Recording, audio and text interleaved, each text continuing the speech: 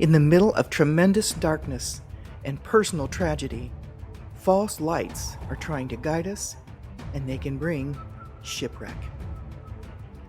We must be focused on God's pathways and His light in the storms of life. Christ is the light of navigation.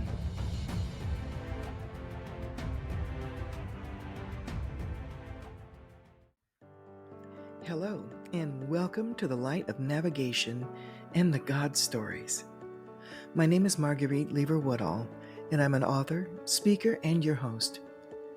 I write short stories about real-life, supernatural encounters with God. And I love to explore what it is, what it means to follow God's pathways.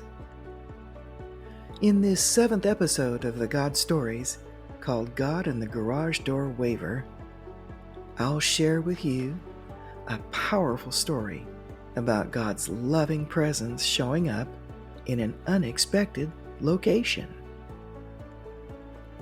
It's funny how we can miss the evidence of God's presence when it shows up in smaller gestures.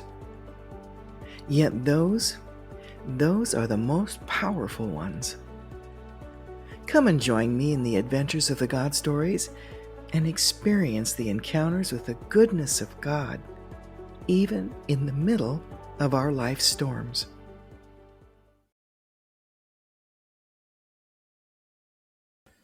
The older I've gotten, I've felt drawn to develop the habit of walking every day. Boy, I didn't realize how out of shape I've been. My goal so far is walking at least 1.5 miles a day. And of course, God's Spirit has been drifting the 2-mile mark through my thoughts lately.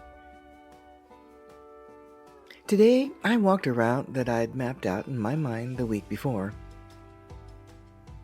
After I turned another street corner and started to head home, I saw an elderly gentleman sitting in his garage. The double-door garage was wide open, and there he sat, facing the street, sitting in his camping chair, and watching for people driving by.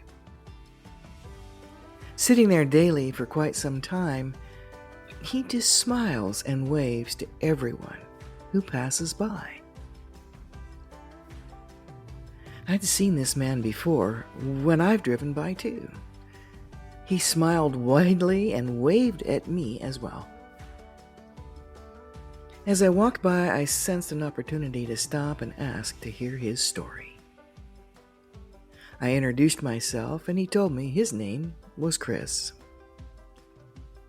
Chris is 87 years old, has 4 sons who look after him periodically, because Chris had been widowed 7 years before. With pride, he told me about his marriage that had lasted over 60 years before his wife had passed. As we spoke, a local plumber's truck drove by, and Chris didn't hesitate even during our conversation to make sure he waved. It was obvious that the plumber knew him by name, and he shouted out a joyful response to Chris's salutation. You could hear it clear down the street. Chris shared about making the local newspaper once. It was an article a neighbor wrote about his cheerful commitment to smile and wave to everyone, not just his neighbors as they drove by. He told me he was proud of that. Before I thought about it, I looked at him and said, "What a wonderful ministry you have." I realized in that moment that it was God's Spirit who had prompted me to make that statement. The Lord wanted him to know that his wave was influential and deeply felt in many ways. When I spoke this, a broad beaming smile crossed his face, and he chuckled. Chris then briefly shared how in his day and his time, everyone would sit on their front porches in the early morning or the evenings and generously wave to everyone driving by. It was a customary social practice at the time. I recognized as I stood there that this was a long forgotten practice of authentic community. A great deal of real in-depth community has been lost in our world today. All our various and multiple avenues of technology have stripped us of transparent relationship. Being face-to-face physically with someone can be avoided altogether because of it. Let's also not forget the previous generation that left its kids to their own devices. They failed to be involved intimately in their lives, and this dismantled community in the long run. These parents were clueless to the destructive directions their kids were taking because they just weren't involved. I came out of the tail end of the 50s generation. There were countless times I nearly lost my life because of a stupid human trick I pulled as a kid, and my parents never knew about it. They just weren't interested in or in touch with what was going on in my life, or where I was located geographically at any given moment. Biblically speaking, for early Christians, community was important. It was fellowship, or in the Greek known as koinonia. Its definition is to have in common, or to share. It also embraces the concepts of communion, joint participation, and intimacy.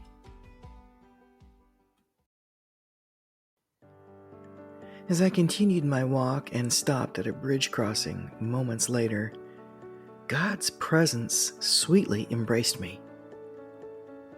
He shared a loving message with me at the same time. The Lord's communication revealed a significant truth.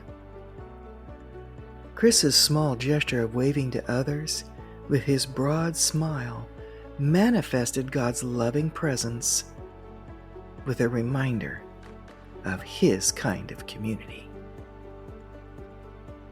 As I kept walking, I wept when God spoke and said, "You will find me in the most unexpected places." I must admit that the power behind this man's devotion, with the daily gestures of a smile and a wave, left me absolutely undone.